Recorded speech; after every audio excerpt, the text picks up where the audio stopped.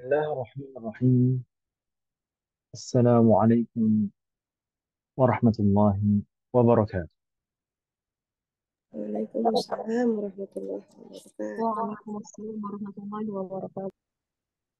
الحمد لله بر الجواد الذي جلت نعمه عن الإحصاء بالأعداد، المان باللطف والإرشاد، الهادي إلى سبيل الرشاد، الموفق للتفقه في الدين من لطف به واختاره من العباد. أحمده أبلغ حمد وأكمله وأزكاه وأشمله، وأشهد أن لا إله إلا الله الواحد الغفار، وأشهد أن محمدا عبده ورسوله مصطفى المختار، صلى الله وسلم عليه وزاده فضلا وشرفا لديه. الحمد لله الذي بنعمته تتم الصالحات في هذه الليلة المباركة بالتوفيق من الله تعالى والعون منه. نستطيع أن نلتقي مرة أخرى لنستمر درسنا وتعلمنا في مجلس المدارسة الذي ندرس فيه العلوم الواجبة على كل مسلم، ونرجو الله أن يسهلنا وأن يباركنا في تعلمنا. آمين. Semoga Allah selalu memberikan taufik dan kemudahan dalam proses belajar kita. Taqabbal jami'an. Sambil menunggu umat sekalian, mungkin akan ada umat yang lain yang baru bergabung nanti. Mungkin kita akan membahas sedikit hal di pertemuan yang lalu. Di pertemuan yang lalu, kalau misalkan umat sekalian ingat, di awal pertemuan saya sempat menyampaikan bahwasanya di hari Aid, di hari raya itu ada sunnah memperbanyak takbir, dan terkhusus di hari Idul Adha, atau juga sebagian ulama berpendapat termasuk juga Idul Fitri, di sana ada dua macam takbir. Ada yang disebut dengan takbir mutlak, atau kadang juga disebut dengan takbir mursal. Takbir mutlak atau takbir mursal. Itu yang pertama. Dan yang kedua biasa disebut dengan takbir muqayyad. Muqayyad. Mursal atau mutlak artinya tidak terikat. Sedangkan muqayyad dinamakan muqayyad karena dia terikat waktu. Kalau mutlak itu tidak ada kaitannya dengan waktu-waktu sholat. Sedangkan muqayyad itu terkait dengan sholat, waktu-waktu sholat. Dan saya sampaikan di pertemuan yang lalu bahwasanya takbir mutlak itu disunahkan mulai dari terbenamnya matahari di malam Id, baik Idul Fitri maupun Idul Adha. Sampai kapan? Jadi mulai terbenamnya matahari di malam Id. Misalkan besok waktu sholat Id, maka ketika masuk waktu sholat maghrib terbenam matahari, itu disunahkan untuk memperbanyak takbir. Sampai kapan disunahkannya? Sampai imam sholat Id masuk di dalam sholat. Nah, ada yang menjelaskan bahwasanya adalah mulai imam mulai membaca hamzah pada takbir Allahu, mulai membaca hamzahnya itu sudah tidak ada sunnah takbir mutlak lagi. Namun ada juga yang menjelaskan waktu terakhir adalah ketika imam sudah membaca huruf ro saat takbiratul ihram Allahu Akbar pada salat Idul Fitri atau Idul Adha. Huruf apa? Adapun takbir huruf ro Huruf yang pertama huruf hamzah. Huruf Hamzah dan hamzah maksudnya adalah huruf yang paling pertama, sedangkan pendapat yang lain huruf ro itu huruf yang terakhir. Allahu Akbar. Adapun takbir mutlak. Takbir mutlak itu kapan? Masih ingat teman sekalian kemarin kita sampaikan? Afwan, takbir mutlak. Takbir mutlak sudah. Takbir muqayyad maksud saya. Mulai dari 1 Zulhijjah kali sampai 13. Nggak tahu deh. Takbir terkait waktu Takbir Setiap sholat ya, muqayyad. tiap hari sholat ya. Takbir muqayyad. muqayyad itu dibaca setiap selesai sholat. Baik sholat fardu yang dilakukan pada waktunya, atau sholat fardu yang diqadha, atau bahkan sholat-sholat sunnah juga. Yang penting setiap kali selesai sholat, maka disunahkan membaca takbir setelah salam, tepat. Bukan zikir dulu baru takbir, tidak. Tapi setelah salam, kemudian langsung takbir. Takbir muqayyad itu dimulai dari kapan? Dimulai dari Tiap selesai. setelah sholat subuh pada hari Arafah. Oh, Dimulai semenjak sholat subuh atau setelah selesai sholat subuh di hari Arafah. iya. Selesainya kapan? Selesainya sampai setelah sholat asar di hari tasyrik yang terakhir, tanggal 13 Zulhijjah. 13, 9 dan 13 berarti. Sudah Jadi saya setelah sholat asar langsung takbir, takbir muqayyad itu tadi. Setelahnya sudah tidak disyariatkan, tidak disunahkan maksudnya. Gitu Ibu ya. Mungkin di antara umat sekalian ada yang bingung. Kenapa? Kenapa bingung?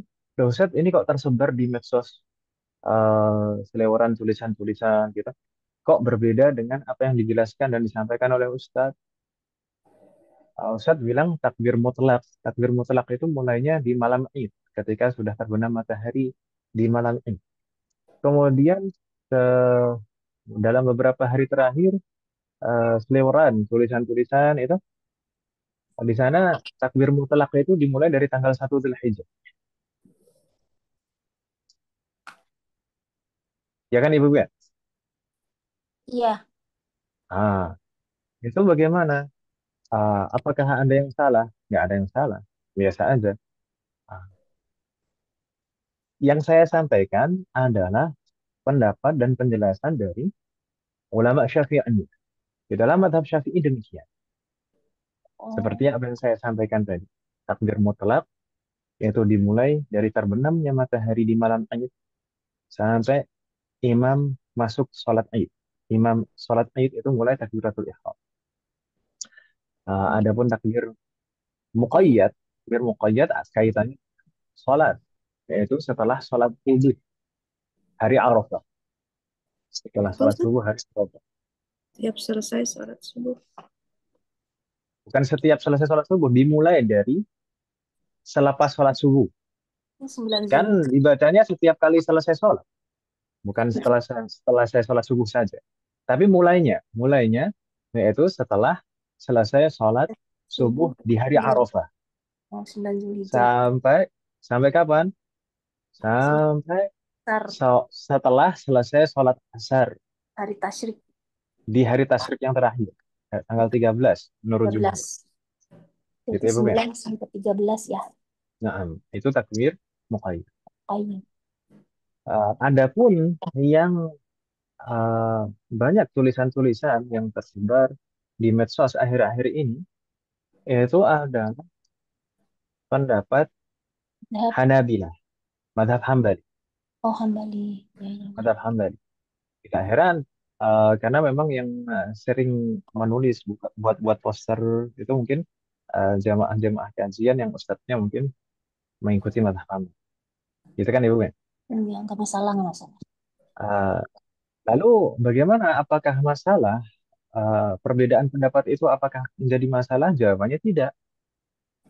Kalau di dalam mazhab Syafi'i, kalau misalnya memperbanyak takbir dimulai dari tanggal 1 Dzulhijjah nggak masalah juga, karena itu akan masuk ke dalam anjuran keumuman anjuran memperbanyak amal solih dari tanggal 1 Dzulhijjah sampai 10 Dzulhijjah itu memang dianjurkan untuk memperbanyak amal soleh, dan di antara bentuk amal soleh adalah memperbanyak zikir, dan di antara zikir adalah takbir, ya saya. Ya. Tidak masalah juga, tidak masalah. Tapi hitungannya bukan eh, amalan sunnah yang khusus, bukan. Itu memang masuk ke keumuman memperbanyak amal. Begitu ya, Bu ya? Ya. Wafaqanallah. Jadi santai aja. Kalau ada perbedaan pendapat antara satu madhab dengan madhab yang lain itu tidak Nggak perlu apa-apa. dijadikan polemik, gitu kan Ibu ya? Mm-mm. Wafaqanallah. Dan biasanya orang bermadhab itu biasanya justru malah lebih lapang dada. Jadi terkadang dulu itu kan ada propaganda, ada Anti-Nazi. kampanye kau tuh slogan-slogan katanya kalau orang bermadhab itu fanatik gitu kan. Mhm. Dan tidak ada talazum, tidak ada talazum. Talazum itu apa? Tidak Kayak ada korelasi antara bermadhab dan fanatisme. Kadang orang bermadhab, tapi justru menjadi orang yang paling toleransi terhadap pendapat-pendapat yang lain. Buktinya para ulama madhab itu terkadang kalau dalam suatu permasalahan berat mengamalkan pendapat di dalam madhabnya, maka dia menganjurkan untuk mengikuti pendapat madhab lain dengan jelas, dengan ketentuan-ketentuannya tapi kan gitu, dengan ketentuan di madhab lain. Nah, ini pendapatnya siapa, kemudian ketentuan-ketentuannya apa. Sebaliknya, orang yang anti madhab itu terkadang kita jumpai malah menjadi orang yang paling fanatik loh. Kalau nggak ustadznya, maka nggak mau mendengar, nggak mau mengikuti. Kalau misalkan bukan jamaah kajiannya, maka nggak mau nimbrung. Kalau misalkan eh, sholatnya agak beda gitu, nggak mau ikut sholat jamaah. Ya atau ya? Jawabannya iya. Ya kan Ibu ya? Itu kenyataan. Jadi nggak ada korelasi antara bermadhab dan fanatisme itu nggak ada. Kadang-kadang orang bermadhab justru malah jadi orang yang paling toleransi pada perbedaan pendapat. Dan orang yang anti madhab justru kadang-kadang malah orang yang fanatik. Jadi, begitu Ibu ya. Semoga Allah berikan taufik pada kita. amin.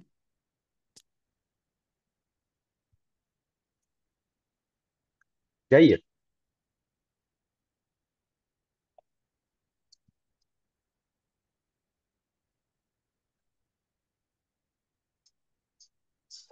Umat sekalian, kita lanjutkan pelajaran kita yang lalu. Di pekan yang lalu atau di pertemuan yang lalu, kita masih di pembahasan ayat.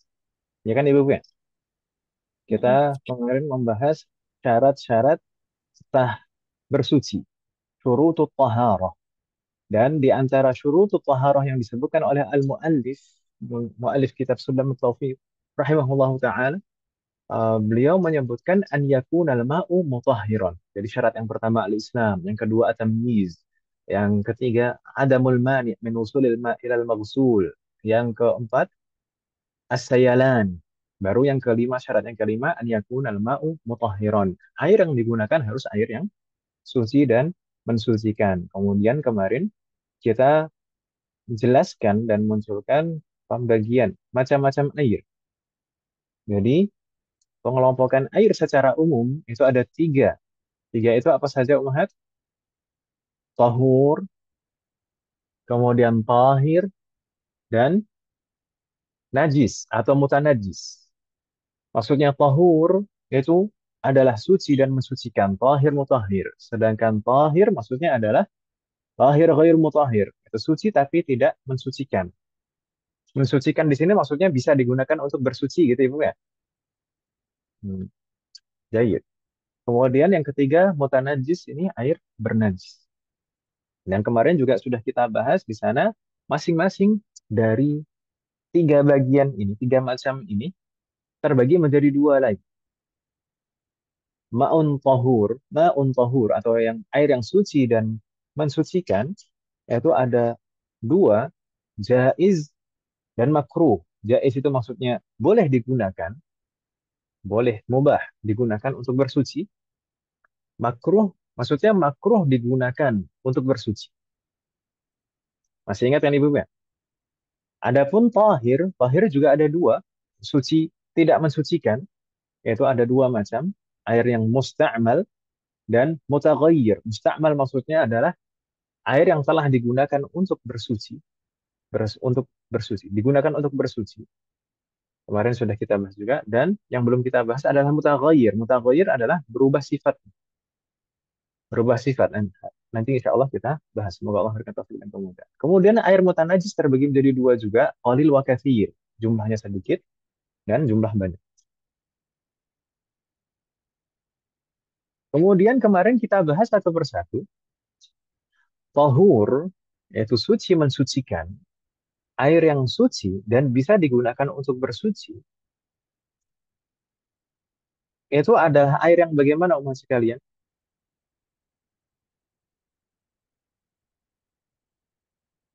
Yang jais. Air yang bagaimana? Masih ingat umat sekalian?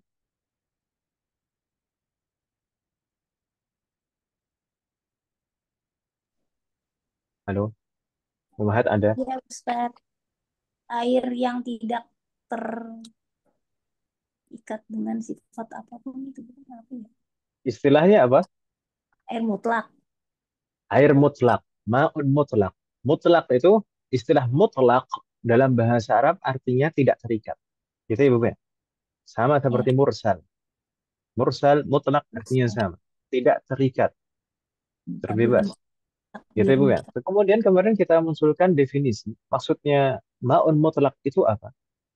Ma'un mutlak itu bisa dikatakan ma'un ghairu muqayyadin aslan atau muqayyad biqaidin munfak. Air yang tidak terikat dengan sifat apapun sama sekali, hanya disebut air saja, atau muqayyad biqaidin munfak, atau air yang terikat dengan sifat, tapi sifat itu bisa tidak disebutkan. Bukan sifat, bukan biqaidin lazim. Kalau biqaidin lazim ini sifat yang tidak bisa dipisahkan, harus disebutkan. Ah, qaid munfak itu seperti apa? Misalkan kemarin kita contohkan air sumur, bisa disebut air saja. Sumurnya nggak harus disebut, ya kan Ibu? Ya? Air laut, air hujan, air sungai, Yes. air danau, air es, boleh. Air embun, Mm-mm. air mata air sumber gitu kan. Hmm. Itu kan ada sifat ya, di belakangnya. Di belakang air ada sifatnya, ya atau ya? Tapi seandainya tidak disebutkan, itu nggak masalah. Maka itu masuk masuk kategori maun mutlak. Gitu Ibu ya. Sedangkan Ya. kalau misalkan terikat dengan sifat lazimah, terikat dengan muqayyad biqaidin lazim, terikat dengan sifat yang tidak bisa dipisahkan, maka itu bukan air mutlak. Contohnya air kopi, air teh, nggak bisa kita sebut air saja. Air sirup, air jus, nggak bisa kita sebut air saja. Ya kan Ibu ya? Hmm. Itu bukan air mutlak. Atau terkadang disebutkan juga dengan pengertian yang lain yang lebih mudah di sana kullu ma'in nazala minas sama au naba'a minal ard. Setiap air yang turun dari langit atau muncul dari bumi. Begitu ya, Bu ya? Masih ingat kan Ibu ya? Ini murojaah sedikit ya, Bu sekalian. Nggak apa-apa kan, Iya, Bu? gak apa-apa Ustaz. Baik. Nggak apa-apa, Ustaz. Kadang-kadang kan kalau nggak di murojaah kan yang lalu biarlah berlalu kan gitu ya, Bu. Baik. Kemudian maun tohur, air yang suci dan mensucikan, terkadang juga makruh hukumnya untuk digunakan. Air yang bagaimana yang hukumnya makruh digunakan umat sekalian, padahal air mutlak sebenarnya, tapi makruh digunakan. Air yang bagaimana itu? Jamas. Air yang terjemur Ma'un di matahari. sahih. Ma'un Pertama, musyammas. Ma'un musyammas yaitu air yang terjemur di bawah terik matahari, tapi tidak serta-merta setiap air yang terkena sinar matahari langsung makruh. Tidak. Kemarin ada ketentuan-ketentuannya. Ada berapa umat sekalian? Ada Empat. empat, Lima. empat atau lima? Lima, Lima. sahih. Lima. Yang pertama, an yakuna fil badan, Digunakan yaitu di digunakan di badan. badan, digunakan di badan, baik di luar maupun dalam. Jadi di permukaan kulit atau dikonsumsi sama-sama makruh, gitu ya Bu ya? Yang kedua, syarat yang kedua, an yakuna biqatarin har wa fi zamanin har. Di Jika di tempat daerah yang yang panas. panas, naam, di daerah yang panas dan pada cuaca Iya. yang panas. Kemudian syarat yang ketiga, an yakuna fi ina'in muntabi'. Air Berada tersebut dalam berada di dalam bejana yang terbuat dari logam. Hmm. Gitu ya, Bu ya? Iya. Kemudian syarat yang keempat, alla yaberuda. Air tersebut tidak turun suhunya, tidak dingin. Suhunya. Panas dengan sinar Iya. matahari, tidak didinginkan. Kalau didinginkan, ditunggu dingin, maka nggak masalah, nggak makruh lagi. Kemudian syarat yang kelima, an yajida ghairahu. Ada air lain, ada air mutlak lain yang tidak makruh digunakan. Seandainya tidak ada air mutlak yang lain yang tidak makruh digunakan dan sudah mepet waktu sholatnya, mau habis, maka dia wajib menggunakan air musyammas tersebut. Bukan makruh lagi, tapi jadi wajib. Gitu ya, Bu ya? Ilmi soal Mahat, ada pertanyaan? Belum mengerti Ustadz yang terakhir. Yang terakhir, syarat yang terakhir yang kelima. Iya. Uh, hendaknya ada Ada air air mutlak lain yang yang tidak makruh. tidak makruh untuk digunakan. Gitu, Om ya? Iya, Ustadz. Jadi ada air yang lain yang tidak makruh digunakan. Kalau misalkan tidak ada air yang lain yang tidak makruh untuk digunakan, kalau misalkan tidak ada air yang lain sama sekali, udahlah, gitu, Om ya. Kalau misalkan tidak ada air yang lain yang tidak bisa digunakan untuk bersuci, dan waktunya sudah mepet mau habis waktu sholat, maka dia wajib menggunakan air musyammas tersebut. Hukum menggunakannya jadi wajib, bukan makruh lagi. Si bingung tidak, Ohad? Ya, Ustadz, soalnya kan kemarin itu nggak masuk kayak Ustadz dan belum baca yang itu Ustadz. Afwan. Bismillahirrahmanirrahim. Gimana, Om? Tapi masih bingung tidak?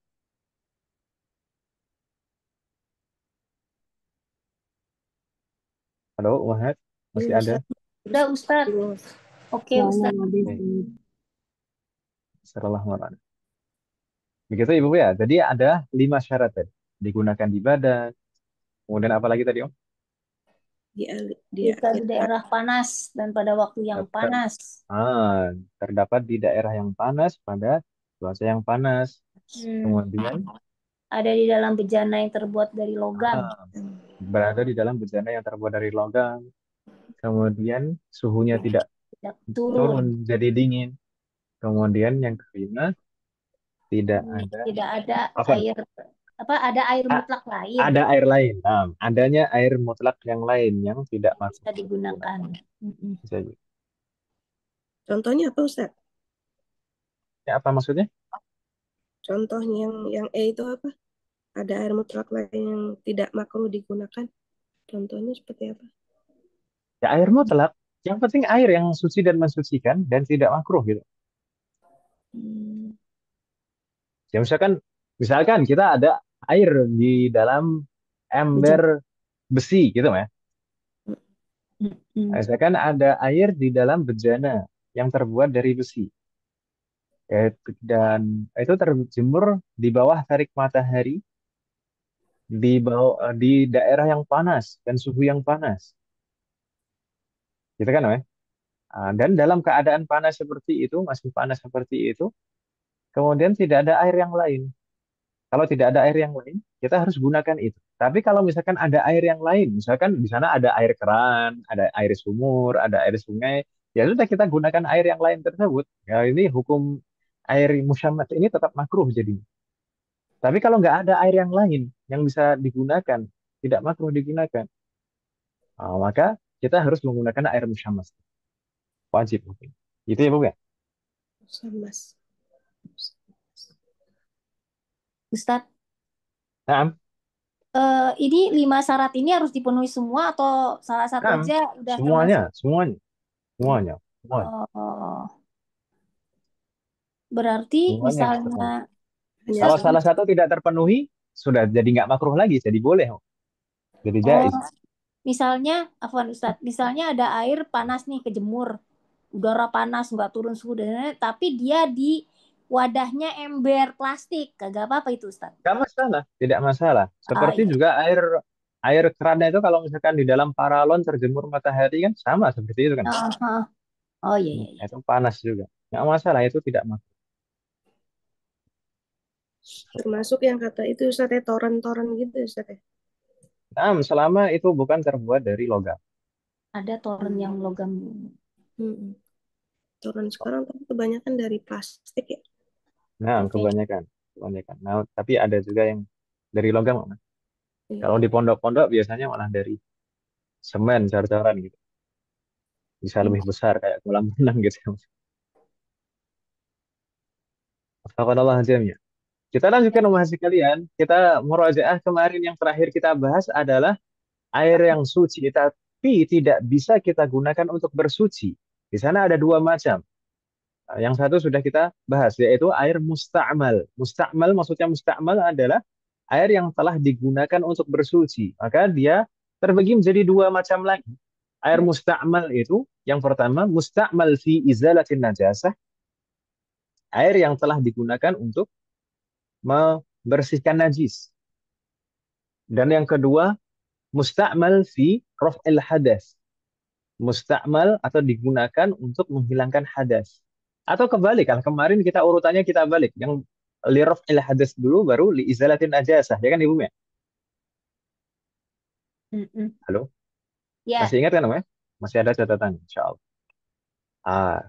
Kemarin ketentuan masing-masing berbeda ya, ya atau ya masih kalian? Air Iya. musta'mal, air yang telah digunakan untuk bersuci itu tahir, dia suci secara zatnya sendiri itu suci tapi tidak bisa digunakan untuk bersuci. Tidak bisa digunakan untuk bersuci. Kenapa? Karena hukum hadas dan hukum najisnya itu telah mempengaruhi air tersebut. Baik, tapi di sana ada ketentuan-ketentuan, misalkan air bekas untuk menghilangkan hadas. Apakah selalu menjadi air musta'mal yang dihukumi suci tapi tidak mensucikan? Jawabannya tidak, kalau tidak memenuhi syarat. Ya kan Ibu Mia? Ya.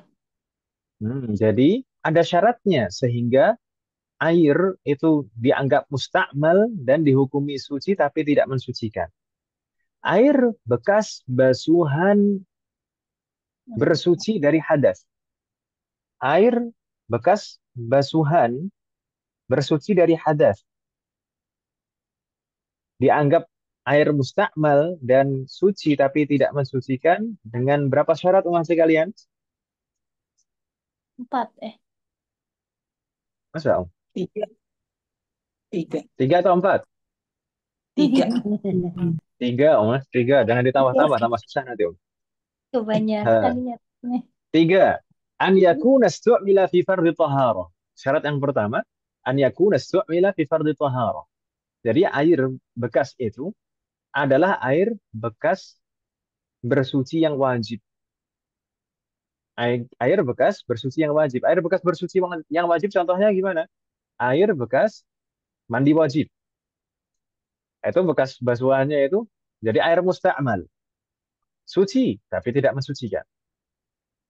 Atau air bekas basuhan pertama pada wudhu.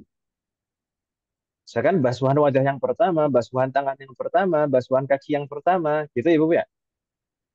Itu baru yang dianggap air musta'mal, suci tapi tidak mensucikan. Bagaimana dengan air bekas basuhan yang kedua dan ketiga? Membasuh wajah kan misalkan sunnahnya 3 kali. Air bekas basuhan yang pertama, bekasnya musta'mal. Air bekas basuhan yang kedua dan ketiga, musta'mal bukan? Hmm. Halo? Tetap mensucikan. Iya Ustaz. Tetap Pertanyaannya musta'mal bukan? Bukan mustahil. kali.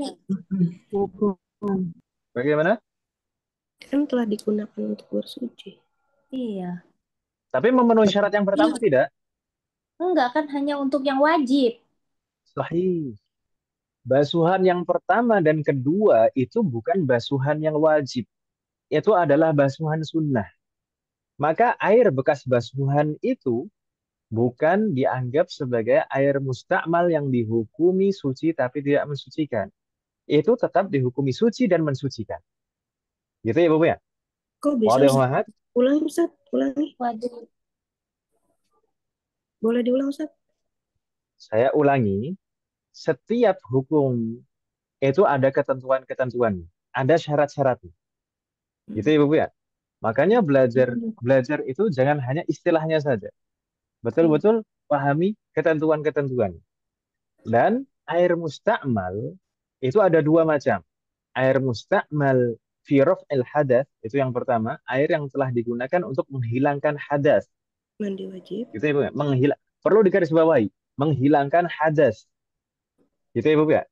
Air yang telah digunakan untuk menghilangkan hadas. Kemudian yang kedua adalah musta'mal fi izalatin najas. Air yang telah digunakan untuk menghilangkan najis. Garis bawahi juga digunakan untuk menghilangkan najis. Masing-masing ada syaratnya. Tadi air bekas basuhan untuk menghilangkan hadas. Itu syaratnya ada 3. Syarat yang pertama apa? Yaitu air tersebut digunakan pada bersuci yang wajib. Taharah wajibah. Taharah wajibah. Taharah yang wajib. Kalau taharah yang tidak wajib, maka tidak dihukumi musta'mal dan tetap suci mensucikan. Kenapa umat sekalian demikian? Kenapa? Karena Basuhan Quran 3. yang menghilangkan hadas itu hanya basuhan yang wajib. Kan tadi kan air bekas untuk menghilangkan hadas. Ya atau ya? Air bekas menghilangkan hadas. Sedangkan basuhan yang menghilangkan hadas itu hanya basuhan-basuhan yang wajib. Kalau basuhan sunnah itu sunnah hukumnya, tidak menghilangkan hadas. Jadi basuhan, misalkan basuhan wajah yang pertama itu iya menghilangkan hadas itu wajib hukum. Sedangkan basuhan kedua dan ketiga itu hukumnya sunnah dan tidak menghilangkan hadas. Bingung tidak? Enggak. Insya Allah enggak, Ustaz. Wafaqanallah hadirin. Bu Rahmah Wahyudi, Ya, bagaimana? jadi yang dipakai itu yang pertama aja gitu Ustaz, yang dijadikan hal yang wajib itu yang pertama aja ya, walaupun istilah 3 kali gitu Ustaz. Kan memang taslis membasuh 3 kali atau mengusap 3 kali semuanya itu sunnah. 3 kali itu sunnah. Oh iya Yang ya wajib Ustaz. itu yang pertama saja. Ya saya. Iya Ustaz. Ya. Alhamdulillah. Soal akhir, masih ada yang bingung?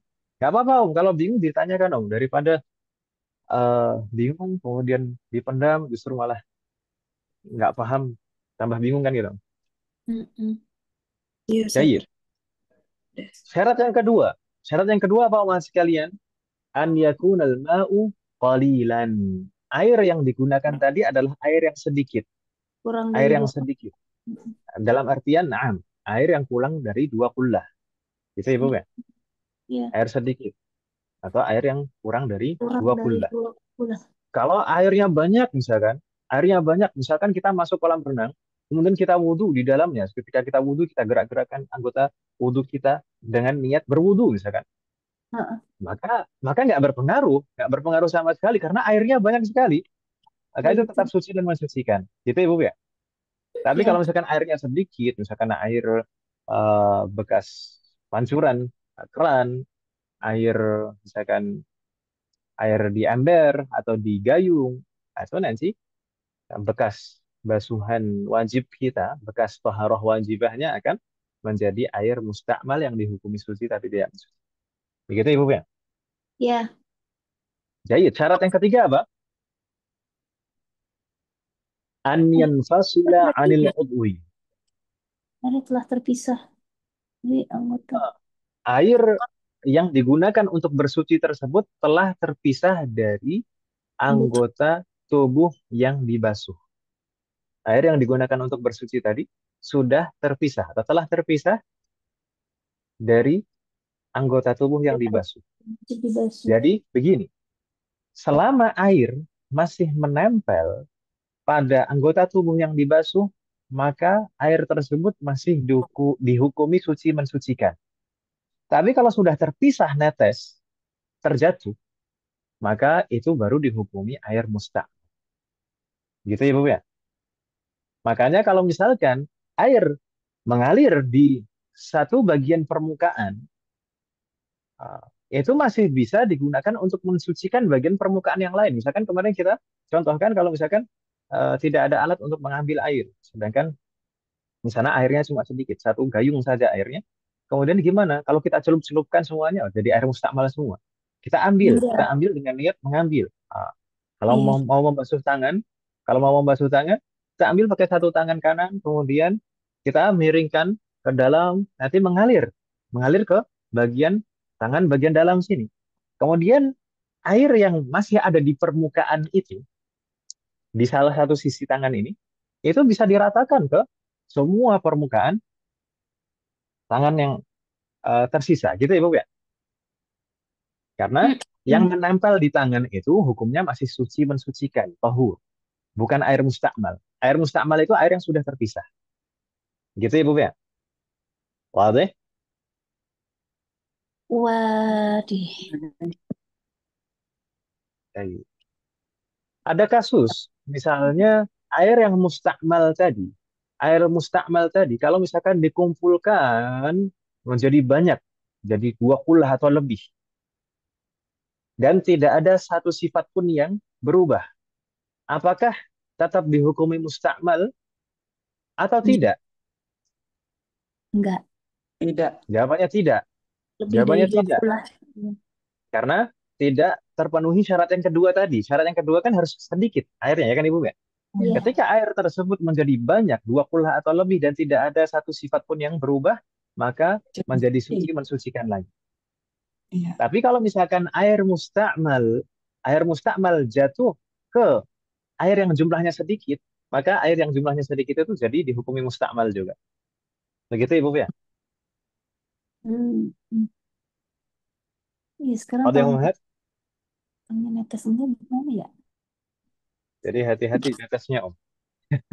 Ya itu saya mikirnya netesnya itu yang minggu lalu saya tanyain kalau ngambil Nah, air wudhu ke gayung misalnya. Kan Ustadz bilang, loh enggak, karena kan kita masukin tangan kan airnya kan. Nah sekarang kalau airnya udah gini, netesnya ketika kita memasukkan tangan, itu niatnya ah, mengambil, Om. Mengambil, bukan membasuh. Ya, ngambil. kalau niat kita memasukkan tangan itu untuk membasuh, ya jadi mustakmal. Tapi kan kalau kita masukkan tangan saat ngambil itu kan niatnya ngambil aja. Ya atau ya? Iya, iya sih. Nggak apa-apa itu masih ada air yang masih nempel itu nggak apa-apa air wudhu sebelumnya. Misalnya basuhan pertama misalnya. Nah, kan tadi syarat yang ketiga apa? Dihukumi mustakmal itu ketika sudah terpisah Iya, dari anggota heeh. tubuh. Tapi Enggak, kalau misalkan maksudnya masih ada di anggota tubuh, maka itu suci mensucikan. Gimana? Gimana? Mungkin saya salah. eh, mungkin dibikin sedemikian rupa supaya nggak sampai menetes gitu kali ya. Diusap-usap apa gitu kali mungkin. Nggak tahu juga deh. Intinya kalau Takutnya masih, nah, netes takutnya gitu loh, netes gitu. takutnya gitu pas mau nyiduk itu kan kena lah dia gitu si gayung Nah, itu gitu. nah, apa namanya?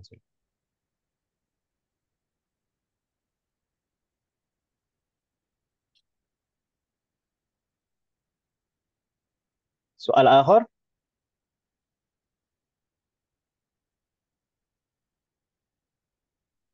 la yujad, La yujad. La yujad. jayyid. Berikutnya, yang kedua kemarin yang kita bahas juga adalah musta'mal fi izalatin najas. Air yang telah digunakan untuk menghilangkan najis. Dihukumi musta'mal, suci, tapi tidak mensucikan. Dengan syarat-syarat. Syarat-syaratnya ada berapa? 4. Ini 4. baru 4. Oh. Nah, ini baru 4. Kayaknya Syarat tadi yang 4 pertama apa? juga. Masa Om tadi 4? 3 tadi Om. 3. Kalau saya kok nyatetnya 4 Ustadz. Satu lagi apa tambahannya Om? Kan satu telah digunakan yang itu wudhu wajib tuh, yang usapan pertama itu. Kedua bekas mandi Yang wajib. wajib. Ketiga Ya jumlahnya gini, yang berubah. itu satu dan dua itu satu dan dua satu. Yang Bu Anita sebutkan satu dan Oh, dua itu satu. Jadi oh, intinya syarat yang pertama adalah telah digunakan pada bersuci yang wajib. Bersuci yang wajib yang bagaimana? Ya seperti itu contoh-contoh. Mandi wajib itu bersuci wajib. Kemudian basuhan pertama pada wudhu itu bersuci yang wajib. Gitu kan namanya? iya, iya, iya. Kalau bekas-bekas bersuci yang sunnah seperti basuhan kedua, ketiga, atau misalkan bekas wudhu sunnah, wudhu sunnah seperti tajdidul wudhu atau bekas mandi sunnah, maka itu bukan musta'mal. Hukumnya tetap suci mensucikan. Gitu ya. Ya, masih bingung tidak, Om? Afwan, Ustadz barusan Ustadz bilang apa? Bekas mandi apa yang tetap suci mensucikan? Bekas mandi sunnah. Mandi sunnah. Mandi sunnah. Jadi kayak mandi kita hari-hari gitu, gak apa-apa. Ya, Keciprit air sabun gitu. maksudnya Mandi sunnah kayak gimana sih, ma- Ustaz? Mandi sunnah tuh mandi sama sunnah. mandi mandi apa sih mandi sunnah? Mandi sunnah itu seperti mandi sebelum sholat Jumat, mandi Oh, sebelum sholat Id, Oh, mandi untuk menyambut malam Lailatul Qadar, eh, mandi apa misalkan sebelum sholat istisqa misalkan atau ya, sholat khusuf khusuf. mandi Mandi-mandi sesudah sunnah. memandikan jenazah gitu. Mandi setelah memandikan jenazah, na'am, sunnah juga sahih. hmm. eh Ini mandi-mandi yang sebelum Kalau kita mandi beribadah hari-hari, gitu, Ustaz ya? mandi pagi sore itu, Ustaz? Iya, Itu pagi masuk mandi apa? mandi adah, mandi kebiasaan saja. Kalau nggak Eh, di kalau tidak diniatkan sebagai ibadah ya tidak bernilai ibadah. Gitu ya, Bu ya. itu. Hanya kebiasaan sehari-hari saja. Tapi kalau Berarti, misalkan tidak diniatkan sebagai ibadah, maka tidak bernilai ibadah, tidak sunnah, tidak wajib juga. jadi kita harus niatin ibadah ya, Ustaz ya? Kalau pagi niat Iya ibadah. kan innamal a'malu binniyat wa innamal likulli imri'in ma nawa. Aduh, Ya atau ya? iya, Ustaz. Iya, iya. Saya cuma biar seger, biar bersih gitu aja, Ustaz. Ya, itu niat juga kan, Wah. Itu niat biar seger, biar bersih yang didapat ya itu, segar dan bersih. Dan biar Tapi nggak pahala, dapat saya amalan niatnya apa? ibadah, Ustaz ya? Gimana? Nggak Biar dapat dapat amalan pahala, niatnya apa Ustadz kita mandi pagi sore itu? buat ibadah. Niatnya ya biar lebih semangat untuk beribadah, lebih semangat untuk belajar gitu, Wah. Oh Atau gitu. biar misalkan untuk masuk masjid biar bersih gitu kan. Karena menjaga kebersihan masjid itu wajib gitu kan, Wah. Nih. Mm-mm. Iya. Apalagi bertemu dengan banyak orang gitu ya. Biar Iya. tidak mengganggu orang lain. Nah, kalau misalkan kita bau kan berarti mengganggu orang lain. Iya. Ya, ya, ya. Oh, jadi mandi dah mandi wajib, mandi sunnah. Kayaknya kemarin ketika kita membahas rukun-rukun mandi itu kan ada niat ya atau ya. Dan di sana ada Iya. niat beberapa niat yang mu'tabaroh yang dianggap dan diperhitungkan sebagai niat mandi wajib. Tidak sembarang niat kan gitu ya Bu ya. Allah jami. Semoga Allah memberikan taufik kepada kita semuanya. Kita lanjutkan kembali ke mana tadi Om? Syarat-syarat air mustakmal, air bekas membersihkan najis dihukumi mustakmal, suci tapi tidak mensucikan. Syarat-syaratnya ada empat. Apa saja? Air bekas apa, Ustaz? Untuk menghilangkan najis. Allah ya Allah kenal.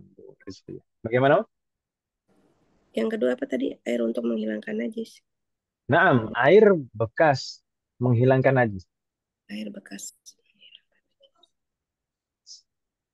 Dihukumi suci tapi tidak mensucikan. Itu ada empat syarat. Apa saja?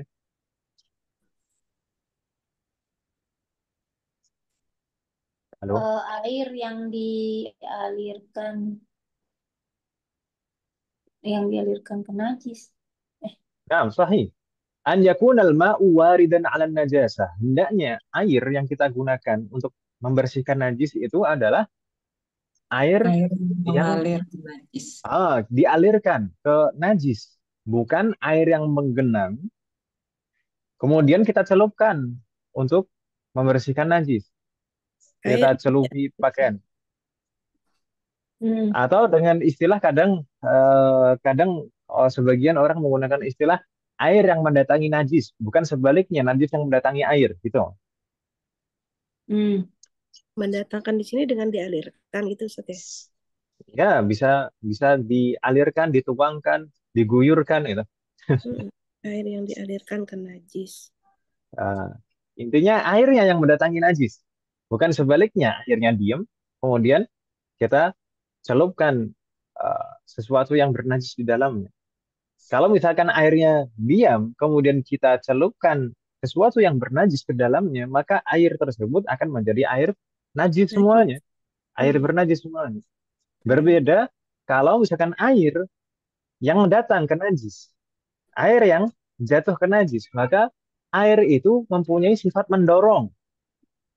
Air itu mempunyai sifat mendorong.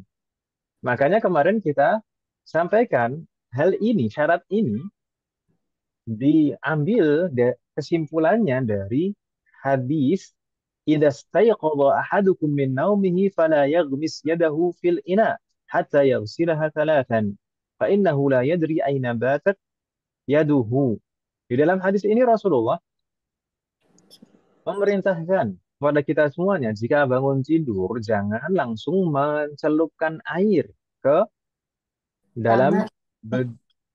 jangan langsung mencelupkan tangan ke dalam Iya. bejana yang berisi air, gitu Ibu ya. Afan. Tapi bagaimana? Apa yang harus dilakukan? Cuci tangan dulu, baru boleh nanti mencelupkan tangan ke dalam bejana yang berisi air. Di situ beda atau tidak antara air yang diam, kemudian dicelupkan tangan kita dengan air yang dialirkan untuk mencuci tangan. Beda atau tidak di dalam hadis tersebut? Beda Ustaz. Nah, beda, beda. Jadi kita diperintahkan untuk mencuci tangan dulu, baru boleh mencelupkan tangan. Karena kalau misalkan kita langsung celupkan tangan kita, maka air di dalam bejana itu akan menjadi air bernajis semua. Gitu ya, Bu ya. Iya. Waduh, Mahat. Saya pernah lihat tuh Ustaz yang istilahnya di salah satu pesantren, terus dia punya kayak semacam kolam gede banget. Nah, mereka tuh wudhu dari situ ya. Terus wudhunya juga istilahnya dicelupin gitu ya Ustaz ya. Nggak pakai Nah, apa. kalau misalkan kalau airnya banyak nggak masalah. Hmm. Lebih dari 2 kula itu. Selama itu tidak berubah sifatnya. Nanti akan Hmm. kita bahas mutan najis, nanti ada kolil, ada kasir. Kalau airnya banyak lebih dari 2 kula, Hmm. misalkan 200 liter lebih, 300, 400 liter gitu. Hmm. Kan biasanya kan di pesantren itu ada sebagian yang pesantren yang dulu misalnya yang tradisional itu biasanya Udah gitu ya Ustaz bak-bak ya. mandinya itu kan nyambung, Iya, semua kamar mandi semuanya iya, nyambung. iya gitu Ustaz. Nah, maka itu Tapi, airnya kan jadi banyak, tapi nggak lebih semua dari dua orang kula. bersih, Ustaz. Jika air lebih dari 2 kula, maka selama tidak berubah sifatnya, maka tetap air suci mensucikan. Nanti insya Allah Walaupun kita bahas pada pembahasan air bernajis. walaupun istilahnya orang yang maksudnya nggak semua orang juga bersih gitu kan Ustaz. Nggak semua orang bersih. Baik, gini, Maksudnya semua orang kan jadi begini, campur-campur gitu Ustaz maksudnya. begini. Kita harus membedakan antara kotoran dan najis. Kotor belum tentu najis, najis belum tentu kotor. Ya atau ya? Belum tentu najis. Najis sudah pasti kotor ya. Najis sebenarnya juga belum tentu kotor juga. Oh ya? Oh gitu Ustaz. Namanya najis bukan Coba, namanya. apakah setiap yang kotor itu najis? Enggak. Tidak. Contohnya apa? Kalau orang misalkan Tanah kotor. eh, main pasir, Tangan. Iya. main Iya, tanah, tangan. Belum tentu itu kotor najis. menurut kita. Apakah itu najis? Tidak. Ya kan Enggak. Ibu kan? Iya, Kemudian Iya. seperti ingus. Ingus itu bagi kita kotor. kotor. Tapi najis tidak. Tidak. Air liur, iler gitu. Kotor. Itu kotor bagi kita. Tapi najis tidak. Ya, tidak. Kalau misalkan ya, selama di sana tidak ada ciri-ciri muntahan ya. Tidak najis. Itu kotor. Tapi tidak najis. Najis juga. Najis itu tidak selamanya kotor. Najis itu artinya kotoran kan ya, Teh? Bukan, najis Najasa. itu adalah bukan najis itu adalah yang menghalangi seseorang diperbolehkannya sholat, kan gitu. Yang menghalangi seseorang, Diperbolehkan sholat, tapi bukan itu najis. arti secara katanya gitu, secara kata gitu. Kalau itu secara istilah kan Ustaz ya. Kalau secara logotan terus Ya, itu eh. kan kotor. Tapi kan berbeda kita kan.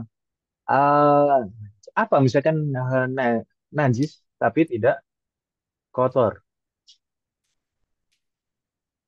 Seperti apa sih Ustaz yang najis tapi nggak Begini, kotor? di sana ada kaidah. Setiap anggota tubuh yang terpisah dari hewan yang masih hidup, sedangkan hewan tersebut adalah hewan yang tidak bisa dimakan, haram untuk dimakan, maka bagian yang terpisah dari tubuhnya itu dianggap bangkai. Dalam artian bangkai itu berarti najis. Bangkai dalam istilah fikih. Bangkai dalam istilah fikih, maitah. Maitah. Maitah itu setiap yang mati. Setiap yang mati tanpa disembelih atau mati dengan sembelihan tidak syar'i. Jadi kalau misalkan ada yang terpotong dari suatu hewan, maka itu dihukumi maitah. Hewan tersebut masih hidup.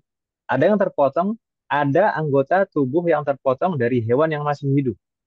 Maka itu dihukumi maitah, dihukumi bangkai. Gitu ya, Bu ya? Ada yang mahat? Halo. Iya, Ustadz. Ah. Kemudian misalkan suatu ketika ada tanduk hewan yang copot. Ada tanduk hewan yang copot dari kepalanya. Hewannya masih hidup. Tanduknya sudah copot. Tanduknya ini kotor atau tidak? Orang biasanya tanduk itu biasanya dibuat sarung eh, pisau, sarung pedang gitu kan ya? Dan digosok jadi mengkilap gitu. Itu bersih. Iya. Tapi najis atau tidak? Najis, hukumnya maitah, hukumnya bangkai itu karena terpisah dari anggota tubuhnya. Sedangkan hewannya masih hidup. Gitu ya, Bu ya? Gitu. Hmm, Termasuk terpisah dari tubuh hewan yang dipotong. Oh, walaupun hewannya masih hidup. Terpisah dari hewan yang masih hidup. Masih ya. Misalkan kuku kucing, kuku harimau. Hmm. Kemudian apa? Kenapa dia? Bulu kucing juga sebenarnya. Bangke juga. Bulu kucing itu kan terpisah dari badannya, sedangkan badannya masih hidup. Jadi dia gimana? Anggota tubuh Tapi hewan di yang dalam fikih itu ada kaidah al-masyaqqatu tajlibu taisir. Sesuatu yang sulit untuk dihindari, maka akan menyebabkan toleransi. Maksudnya keringanan. Toleransi. Ya. Keringanan.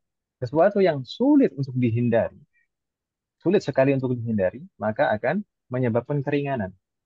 Iya tuh bulu kucing tuh kan suka nempel di baju. Itu kan susah sekali dihindari kalau misalkan Iya ada dia kucing. rontok Ustadz. Nah, ya, tapi sebenarnya hukum asalnya itu najis. Ah, Oh Hukum asalnya ya, najis, tapi kalau misalkan susah betul-betul susah untuk dihindari, maka jadinya maafu, ditoleransi, dimaafkan, gitu ya. dimaafin. Iya Nah, Ustadz. tapi Repot. jadinya makruh kalau Ustaz. hukum asalnya najis, hukum asalnya najis, dimaafkan, ya Kalau maaf, nggak kalau nggak bisa kalau dihindari jadi makruh Ustaz. Maafun. dimaafkan, Oh, dimaafkan. Iya iya iya iya. Jayid. Kita kembali ke tadi ya, Mustafa. Kemana-mana ini? Apa no? Syarat tadi, air bekas basuhan atau air bekas untuk membersihkan najis dianggap suci Najis. tapi tidak mensucikan. Syarat yang pertama, air tersebut adalah air yang mendatangi najis, air yang mengalir ke najis, bukan najisnya yang mendatangi air, gitu ya Bu ya. Iya. Jadi syarat yang kedua apa? An yutahhiral mahal. Air tersebut yang kita tuangkan tadi telah menghilangkan najis. Menghilangkan najis. Sampai hilang betul-betul najisnya, nggak ada wujud najisnya. Gitu ya Bu ya. Kalau seandainya najisnya tidak hilang, misalkan kita mencuci pakaian, di sana ada najisnya, kotorannya, misalkan kotoran hewan atau yang lain, misalkan, nah itu di sana ada wujud najisnya. Kalau misalkan kita alirkan air ke permukaan kain tersebut, kalau hilang najisnya, maka air di belakang najis tersebut baru dihukumi air musta'mal, suci tapi tidak mensucikan. Tapi kalau misalkan najisnya masih tetap menempel di kain tersebut, maka semua air yang melewati najis tersebut maka menjadi air bernajis, air mutanajis. Sudah terpengaruh oleh najis tersebut. Gitu ya, Bu ya? Ustaz, Ibu putus-putus tidak? Ustaz. Putus, Isarallah Ustaz. marana. Semuanya putus-putus. Eh, saya ulangi Udah lagi, enggak. syarat yang kedua tadi apa? Syarat yang Air kedua adalah air menghilangkan. tersebut telah menghilangkan najis. Atau najisnya telah hilang gitu. Setelah dialirkan air tadi, najisnya telah hilang. Seandainya syarat tersebut tidak terpenuhi, dalam artian, kalau tadi saya contohkan, kalau misalkan kita ada pakaian terkena najis, kotoran hewan atau yang lain misalkan. Di sana ada wujud najisnya. Kalau misalkan kita aliri air ke pakaian bernajis tersebut, kemudian najisnya hilang, maka air di belakang najis tersebut dihukumi air yang mengalir setelah najis tersebut mengalir, gitu kan? Itu dihukumi air musta'mal, suci tapi tidak mensucikan. Nah, jadi air yang mendorong itu tadi. Tapi kalau misalkan najisnya tetap ada di situ, menempel tetap di situ, Air najis. maka semua air yang melewati najis tersebut jadi air bernajis. Gitu ya Bu ya? Karena jumlahnya sedikit. Jumlahnya sedikit. Kalau misalkan bahkan kalau tidak berubah sifat sekalipun, selama air itu jumlahnya sedikit terkena najis maka jadi najis. Iya, iya, iya. Begitu ya Bu ya? Iya, iya, iya. Iya. Kemudian syarat yang ketiga apa? Sifat air tersebut tidak berubah. Tidak ada sifat yang berubah sama sekali dari air tersebut. Baik rasa, aroma, maupun warna. Tidak ada yang berubah dari ketiga sifat tersebut. Rasa, aroma, warna. Gitu ya Bu ya? Kalau misalkan berubah, maka perubahan itu ditimbulkan oleh najis. Maka jadi air bernajis juga. Gitu ya Bu ya? Ada yang mahat? Aduh. Rasa, aroma. Jayid. Syarat yang keempat apa Umahat? Ukuran air tidak berubah. Naam. Kadar air atau banyaknya air, jumlah air itu tidak bertambah, Tidak bertambah tidak jumlahnya. bertambah. Tidak bertambah jumlahnya.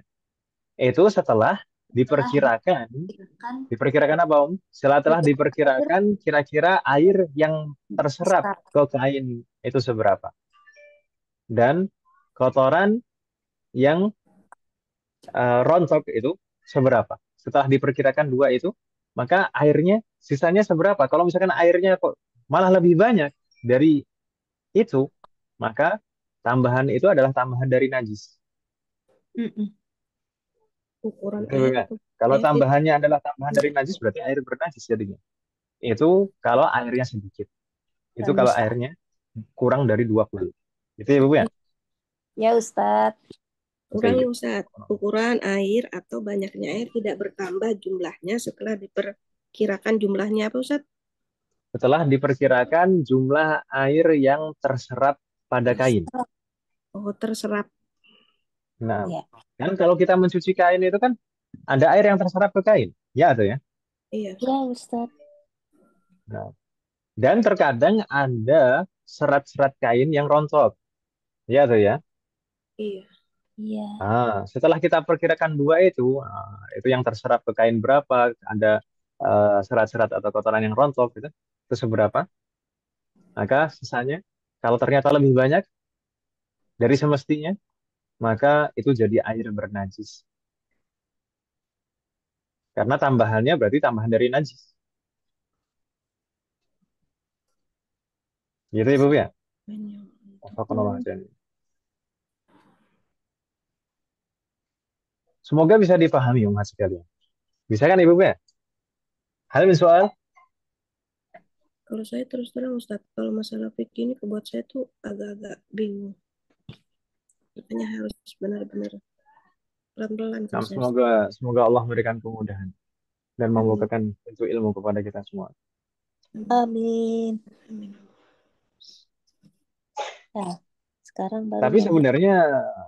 sebenarnya air mustakmal bekas basuhan najis ini akan sangat sulit kita bedakan sebenarnya. Sudahlah, kalau lebih amannya bekas basuhan najis, sudahlah, ditinggalkan saja. Mm-mm. Gitu Ibu ya? Yes. Iya Ustadz, pokoknya Baik. kalau udah kena najis sudah. Gitu, mudahnya gitu lah. Tapi Mm-mm. kalau misalkan bekas basuhan hadas tadi masih bisa mungkin kalau digunakan lagi selama bukan basuhan yang wajib. Kalau seandainya di daerah yang kekurangan air gitu, Mbak, di daerah yang Mm-mm. kekurangan air, maka bekas basuhan sunnah itu masih bisa dimanfaatkan lagi. Mm-mm. Jayid. Sekarang apa ini? Kita berpindah ke bagian kedua dari air tahir, ma'un tahir, yang suci tapi tidak mensucikan. Yang kedua apa? Al-mutaghayyir. Mutaghayyir dari kata taghayyara yataghayyaru, artinya berubah, mutaghayyir.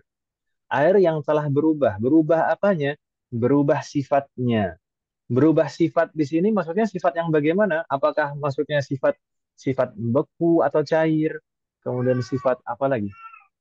Eh, sifat di sini maksudnya sifat apa Ibu sekalian?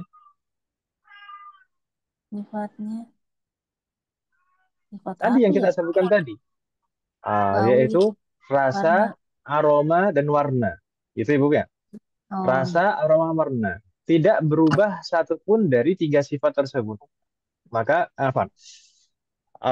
Air mutlak itu air yang tidak berubah sifatnya. Tapi kalau misalkan sudah berubah, salah satu saja dari ketiga sifat tersebut, baik itu rasa, aroma, maupun warna, maka menjadi air mutaghayyir hukumnya.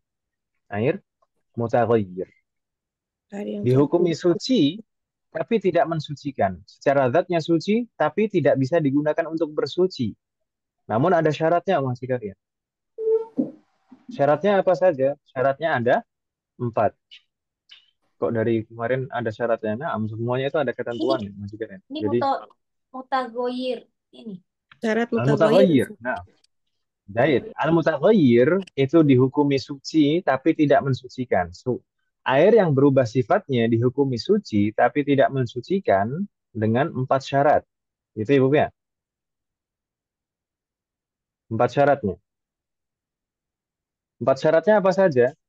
Mungkin akan lebih mudah kalau kita tahu pengertian atau definisi dari al-ma'ul mutaghayyir, air yang telah berubah. Di sana kita munculkan di layar umat sekalian, al-ma'ul mutaghayyiru huwal ma'ul ladzi taghayyara taghayyuran katsiran bimukhalitin tahirin yastaghnil ma'u anhu.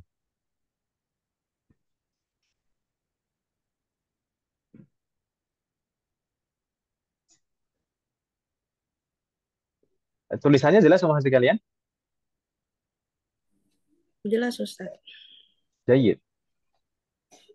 Al-ma'ul mutaghayyir maksudnya adalah al-ma' alladzi taghayyara. Air yang telah berubah. Berubah apanya tadi? Berubah salah satu sifat dari 3 sifat. Rasa, aroma, warna.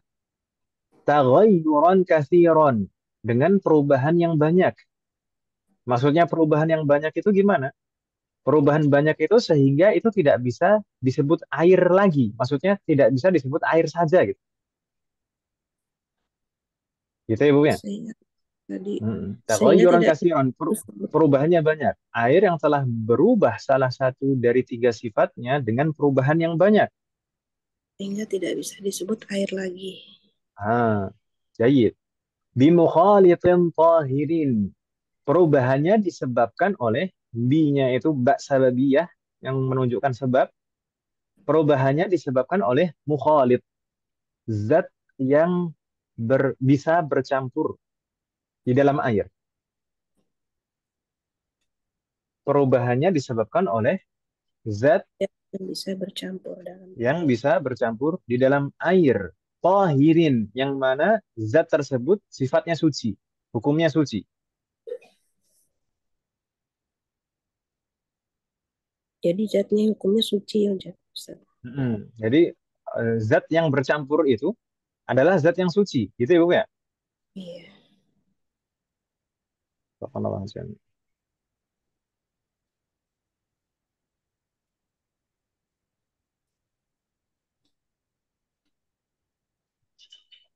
Bisa bercampur dengan Yastaghnil ma'u anhu. Maksudnya yastaghnil ma'u anhu apa Om sekalian?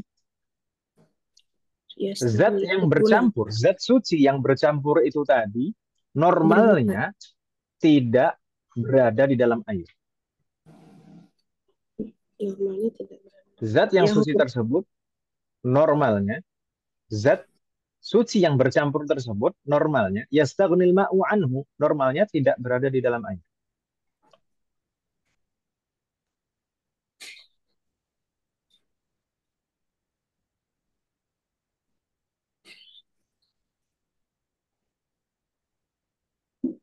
Kayak kopi ya Ustaz ya?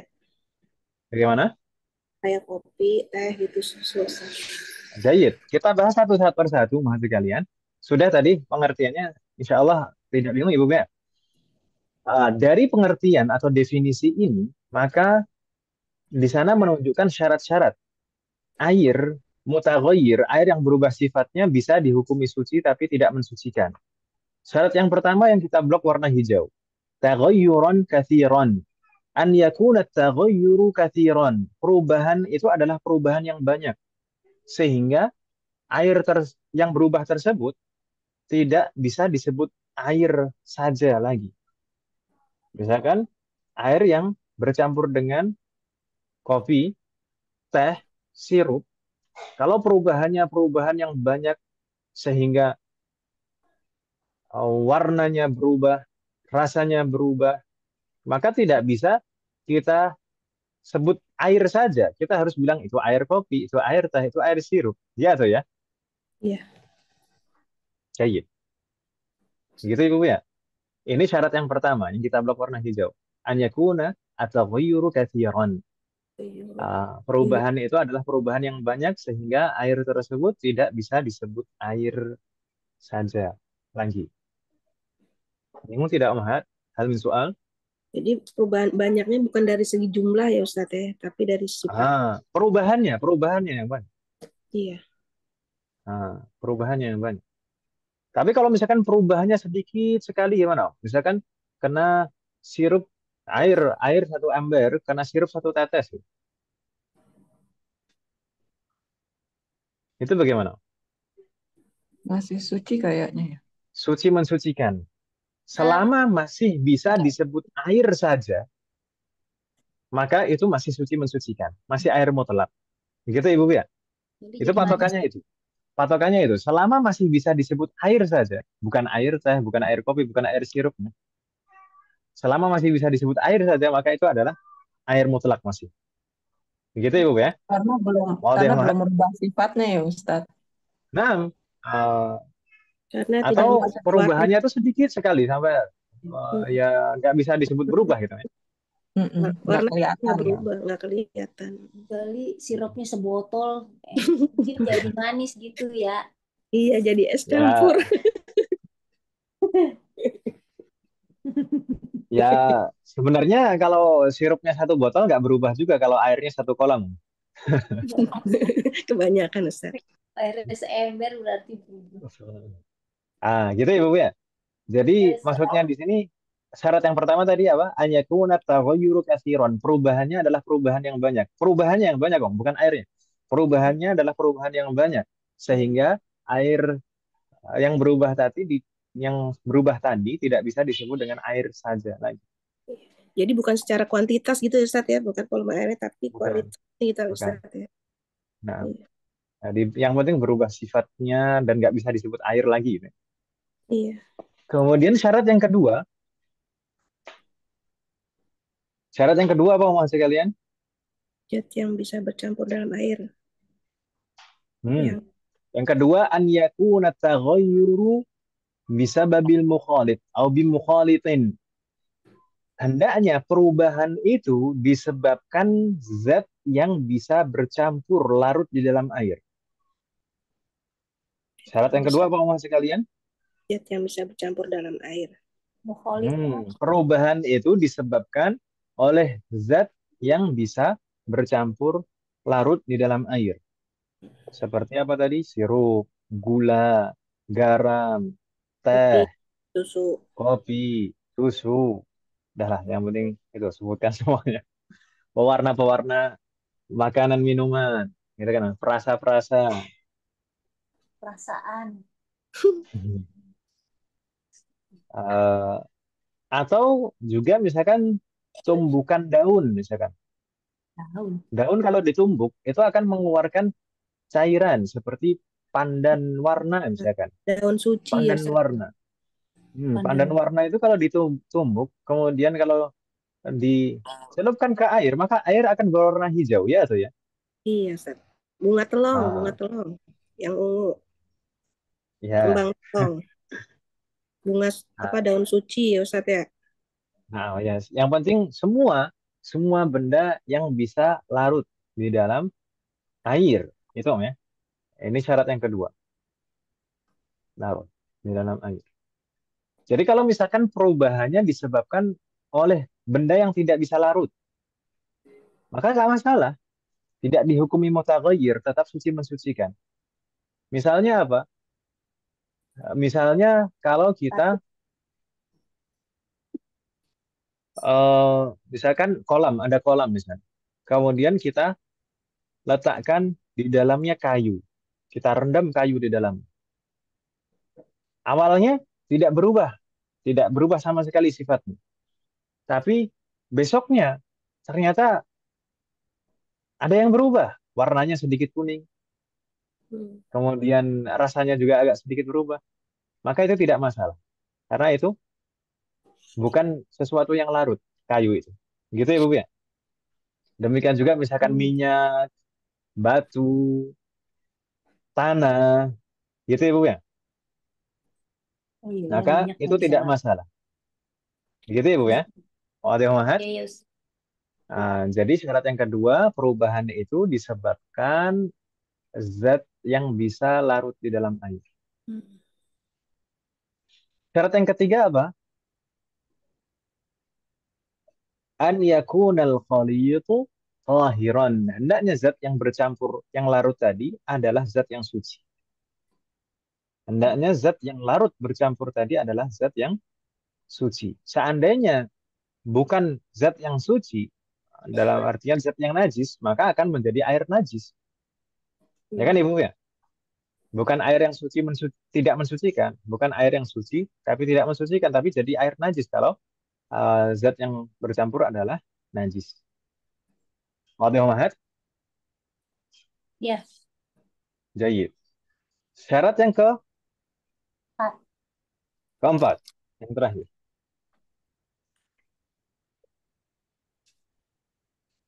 Saya tadi terpikir apa, kemudian lupa. Gitu.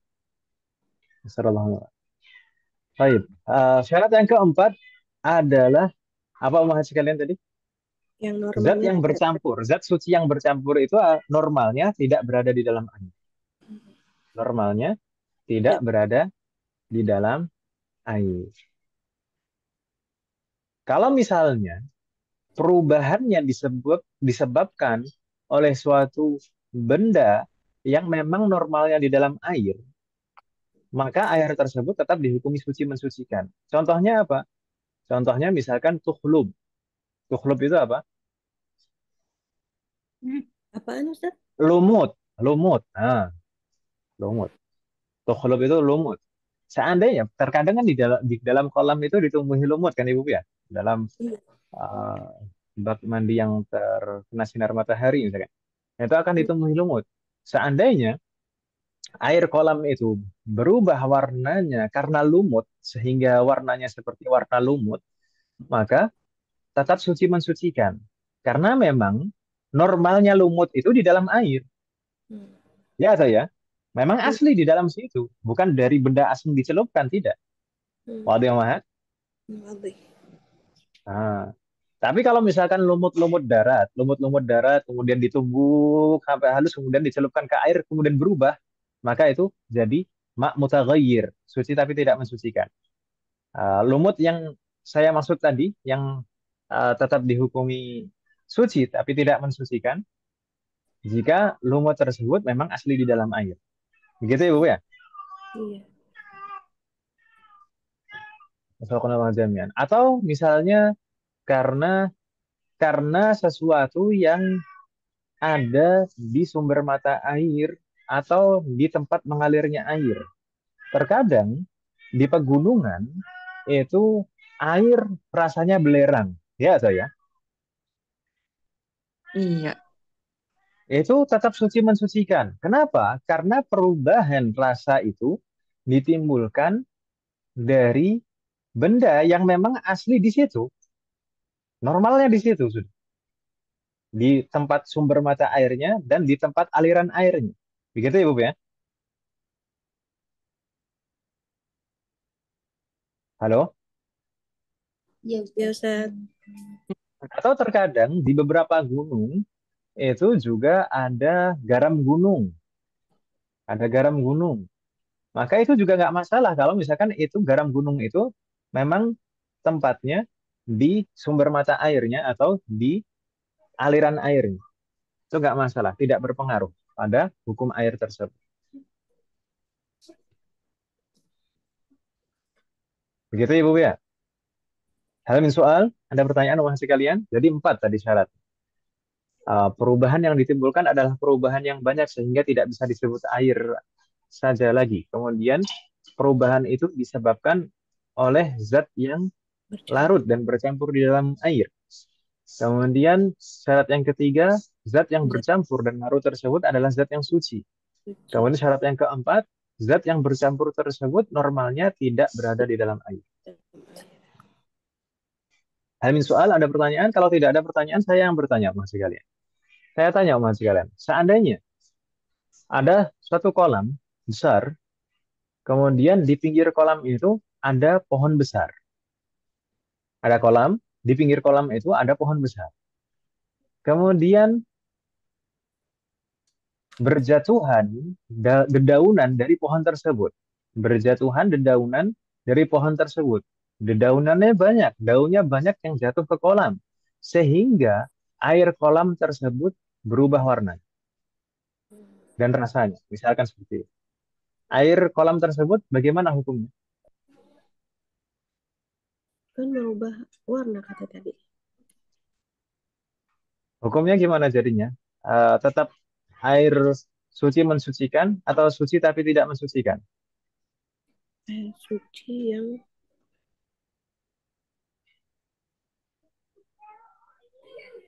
larut itu. Baik, saya jawab aja lang. Saya jawab ya. Iya. Halo, Umat masih ada? Masih, Ustaz. Saya yang bertanya, saya yang menjawab. Makasih, Ustaz. Self-service, Ustaz. Baik. Jawabannya bagaimana? Maka di sana berbeda hukum jika berbeda kondisi. Jatuhnya daun ke kolam itu disebabkan jatuh sendiri dari pohon ditiup angin atau disengaja oleh seseorang. Kalau jatuhnya itu jatuh sendiri ke dalam air, maka itu tidak masalah, tidak berpengaruh pada hukumnya. Tetap suci mensucikan. Tapi kalau misalkan disengaja oleh seseorang memasukkan daun ke dalam air tersebut dan berubah sifatnya, maka air tersebut dihukumi air mutaghayyir yang berubah sifatnya. Berarti hukumnya suci tapi tidak mensucikan. Begitu Ibu ya? Hmm. Hmm. Wadah Mahat. Waduh, Ustaz. Oh, Jadi, jadi ada Wafakallahu. dipisah lagi sengaja sama tidak disengaja gitu ya. Nah, sahih. Jadi ada faktor alami dan non alami, Ustaz. Berarti hijau karena pabrik tuh udah pasti disengaja kategorinya ya Ustaz. Hijau misalnya Gimana? kan kadang ada air yang berubah warna itu sungai itu dari limbah pabrik itu kan berarti termasuk yang disengaja ya dari Ya, jelas manusia. itu sengaja, Om. Itu apalagi limbah, Om. Itu limbah, bukan daun itu, Om. Nggak bisa. Nah, itu jelas itu sudah berubah warnanya. Berubah warna, rasa, bau gitu ya. Sudah berubah semuanya sifatnya. Wafakallahu jami'an. Ya Rabb. Allah mayassir. Hmm. Sudah habis, Om, waktunya, Om. Untuk iya. Jam udah jam 10 kurang. Kadang masih keder sama istilahnya sih Ustadz kebolak-balik. Belum familiar. Ya udah, dibayangkan saja pembagian ini, Om. Ini gambar yang saya share di grup kemarin ini dibayangkan saja. Tahur, tahir, mutanajis. Ada suci mensucikan yang pertama, kemudian yang kedua suci tidak mensucikan, yang ketiga bernajis kita. Masing-masing terbagi menjadi dua.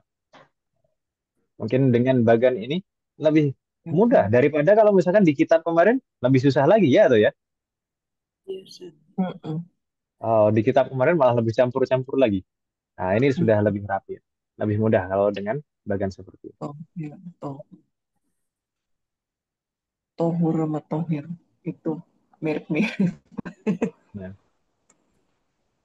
Fakonal hajar. Hal min soal qabla an akhtimu. Saya minta maaf ibu sekalian, ini ternyata masih belum selesai juga.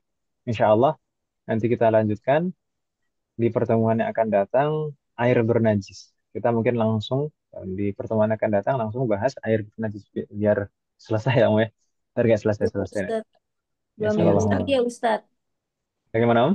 2 minggu lagi ya. Minggu depan. Oh iya, pekan Libur. depan itu masih hari tasyrik.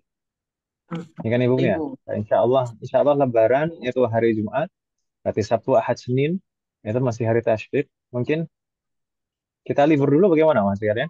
Iya, Ustaz. Ya, Kita libur dulu karena maka saya sendiri silakan juga akan safar itu. Ustaz nengokin anaknya ya. Ustaz mau jalan-jalan. Jangan Nanti kenceng-kenceng kirim Bu video. Anita. Insya Allah mau ke Jogja.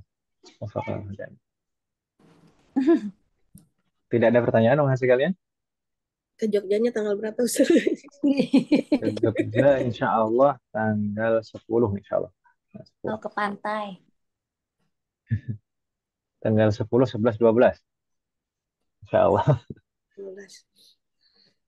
10, 11, 12. Zulhijjah. Ya, sahih. 10, 11, 12. Enggak lah. Kalau Dzulhijjah masih hari raya dong. 10, 11, 12 Mei. Kok Mei? Juni. Ini. Astagfirullah. Oh. Juni. Oh, Selasa, Ustaz. Juni. Oh, 11. Nah, Selasa, Rabu, Kamis. Insya Allah. Waffaqnallah. Ada yang dari Jogja Mas ya? Enggak, Ustaz. Enggak Ustaz. Cuma pengen ikutan aja jalan-jalan juga. Ya apa Om. Kalau mau. Tapi jalan-jalannya jalan-jalan yang pakai ilmu gitu, Ustaz. Setelah orang. Ya, semoga Allah memberikan taufik. Mudah.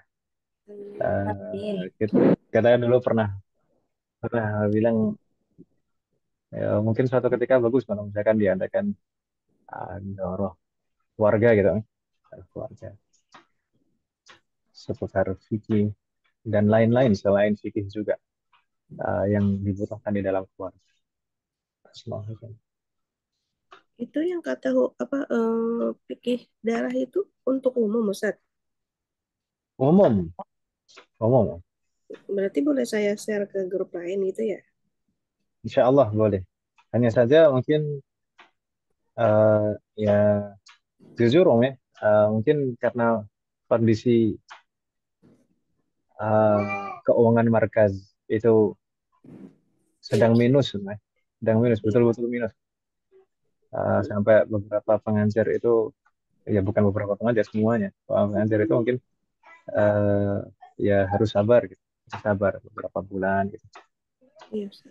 Eh, Nggak apa-apa, Ustaz. dihitung atau baik. Dibilangin aja ada Ya, infaknya berapa gitu, Ustaz. nah, jadi untuk kelas fikih darah wanita nanti insya Allah mungkin ada infak wajibnya Betul, Ustaz. sebagai bentuk komitmen gitu, Betul, Ustaz. sebagai bentuk komitmen. Karena kita Setuju. 10 kali pertemuan yaitu tidak singkat, itu 2 bulan setengah. Setuju, Karena Ustaz. kalau misalkan kadang-kadang juga misalkan kalau memang betul-betul tidak mampu sih mungkin dimaklumi ya, tapi terkadang ada yang minta keringanan di awal tidak membayar gitu, kemudian ternyata tidak istiqomah kan gitu, kan juga tidak baik juga seperti itu. Iya, Ustaz. Betul, betul. Dibikin FIR-nya aja, Ustaz.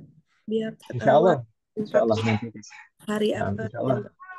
insya Allah nanti kita sharing. Iya, Insya Ustaz. Allah sudah kita siapkan, insya Allah nanti kita share. Semoga Allah memberikan taufik dan hidayah. Amin, amin. Eh, kita cukupkan sekalian. Naktafi bihadzal qadar. Semoga apa yang kita bahas dan pelajari hari ini bermanfaat dan barokah. Semoga Allah selalu memberikan taufik kepada kita semuanya agar kita bisa mengamalkan setiap ilmu yang kita pelajari. Semoga Allah selalu memberikan kemudahan, keberkahan, kesabaran, keistiqomahan serta keikhlasan dalam proses belajar kita. Semoga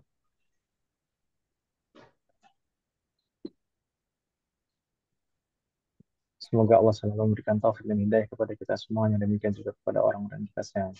Semoga Allah selalu melindungi kita semuanya dan juga orang-orang kita sayang dimanapun berada. Jika di antara kita ada yang sakit, atau kerabat kita, atau keluarga kita ada yang sakit, semoga segera diberi kesembuhan oleh Allah Subhanahu wa Ta'ala. Semoga Allah menjadikan kita semuanya termasuk hambanya yang soleh dan soleh dan bertakwa kepadanya. Semoga Allah menjadikan keluarga kita dan anak keturunan kita termasuk hambanya yang soleh dan soleh. Dan semoga telah dari mereka terkasih ulama. Semoga Allah selalu melindungi negara kita dan memperbaiki kondisi negara kita. Semoga Allah mengumpulkan kita bersama dengan keluarga kita dan anak keturunan kita di surga Firdaus. Semoga Allah selalu melindungi negara kita dan memperbaiki kondisi negara kita. Semoga Allah memberikan pemimpin yang terbaik untuk negara kita dan memperbaiki pemimpin-pemimpin kita. Semoga Allah mengampuni semua dosa-dosa kita dan menerima semua amal ibadah kita.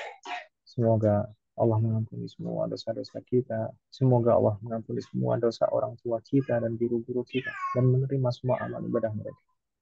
Amin. Semoga Allah selalu memberikan keberkahan dalam setiap urusan kita, termasuk dalam ilmu, waktu, usia, dan keluarga kita. Semoga Allah selalu memberikan taufik kepada kita semuanya agar kita bisa senantiasa ridho, bersabar dan bersyukur atas semua ketetapan dan ketentuan Allah Subhanahu wa Ta'ala. Semoga Allah memberikan kepada kita semuanya husnul khatimah. Wassallallahu ala nabiyyina Muhammad wa ala alihi wa sahbihi ajma'in. Subhanakallahumma wa bihamdika أشهد أن لا إله إلا أنت أستغفرك وأتوب إليك. السلام عليكم ورحمة الله وبركاته. Waalaikumsalam warahmatullahi wabarakatuh. Jazakumullah khair, Ustaz. Pekan depan berarti libur ya, Ustaz ya? Nah, kita makan dulu. Jazakumullah.